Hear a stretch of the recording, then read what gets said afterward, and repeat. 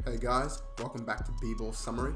My name's Mo Allo, and we're on day 6 of NBA in the Bubble. We've got 6 games to cover off today, so let's get right on into it. With game 1, we have the Brooklyn Nets versus the Milwaukee Bucks. This was technically an Eastern Conference 1-8 playoff matchup. It seemed like the Nets were expecting to lose this game, so it looked like they rested most of their regular starters. That being said, it created an opportunity for the Nets' rotational players to be able to showcase some of their skill. Most notably, we have Timothé Luwawu-Cabarrot. Following his surprise performance from a few days ago, Timothé picked up right where he left off, ending his night with 26 points, shooting 67% from the field and 71% from 3. If he keeps playing like this, he might become a key bench player for the Nets. It's good to see that he was working hard during the break. It should also be noted that we saw fiery Giannis after a tussle with Nets rotational player Dante Hall. I don't know about you guys, but I've never heard that name before. Would love to see the Greek Freak and Dante go at it one-on-one. That's about all there really is to report in this game.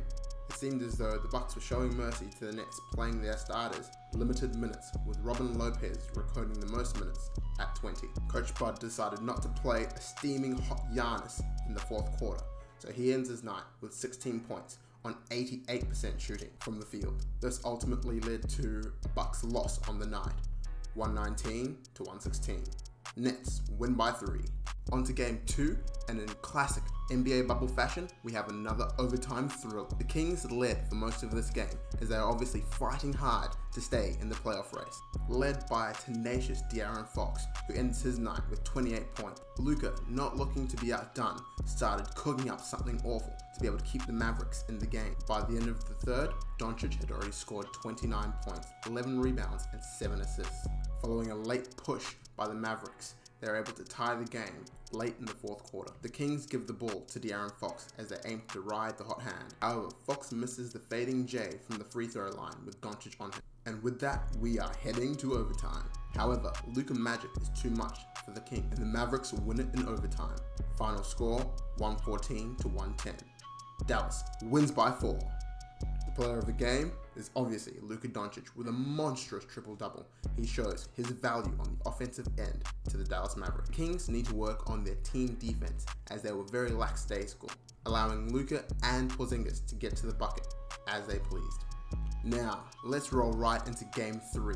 Here we have the Phoenix Suns versus the LA Clippers. This was a surprisingly good game, as the Suns are another one of those teams that are battling hard for the last spot in the competitive Western Conference. Phoenix is surprisingly hot after the restart, 2-0 coming into tonight's game. That aggression and never say die attitude that we've seen from them since the restart was also present in this game. They never let the Clippers lead by more than 5 points, and surprisingly actually led for most of the game, despite incredible performances from Kawhi Leonard and Paul George, scoring 27 and 23 points respectively. However, the Suns played some great defense, ultimately leading to a relatively inefficient night tonight for the Clippers. That, combined with the fact that Phoenix matched them blow for blow on the offensive end, ultimately led to a thrilling game that went down to the wire. It was an incredibly tight fourth quarter. However, a steaming hot performance by Devin Booker ultimately led to the Phoenix Suns taking this game out. His 35-point scoring night was capped off by an incredible fading buzzer beater, which he drills in Paul George's face. The final score of this game, 117 to 115. Phoenix Suns win by 2. I'll give you one guess as to who the player of this game was.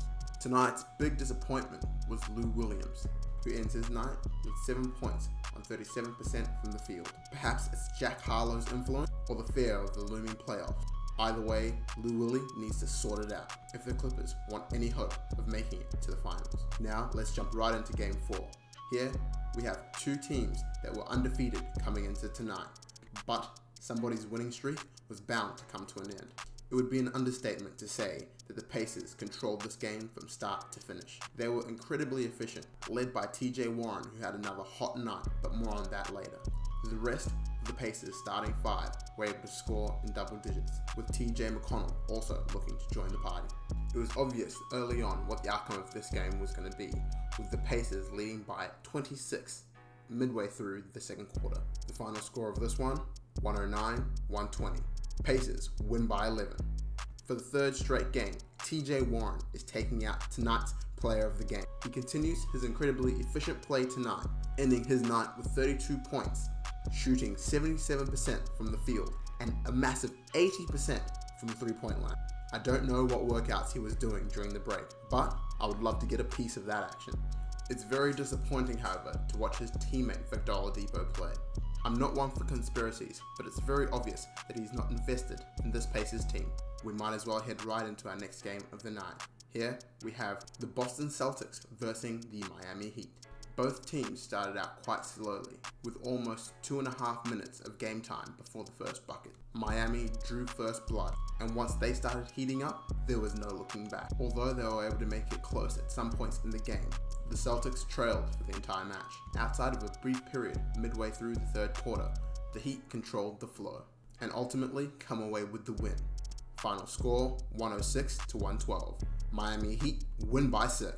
Massive shout out to 3 Heat players who led their team to a win. Bam Adebayo, Duncan Robinson, and Goran Dragic, with all 3 players scoring 20 or more points. The most incredible part of this game is the fact the Heat were able to pull away a strong win against a solid Celtics team without their star player, Jimmy Buckets.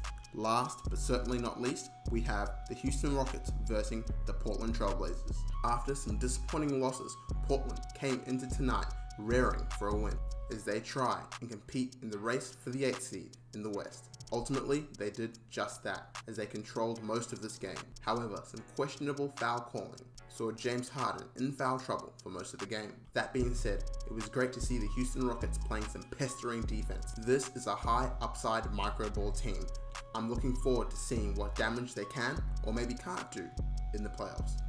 Dame Dollar really struggled to get going in the first half of this game. However, he did turn up when it mattered for his team and led the Blazers in scoring with 21 points and an incredible performance in clutch time. It should also be noted that Carmelo Anthony has been incredibly clutch while in the bubble, with this game being no exception. He ends his night with 15 points and 11 rebounds.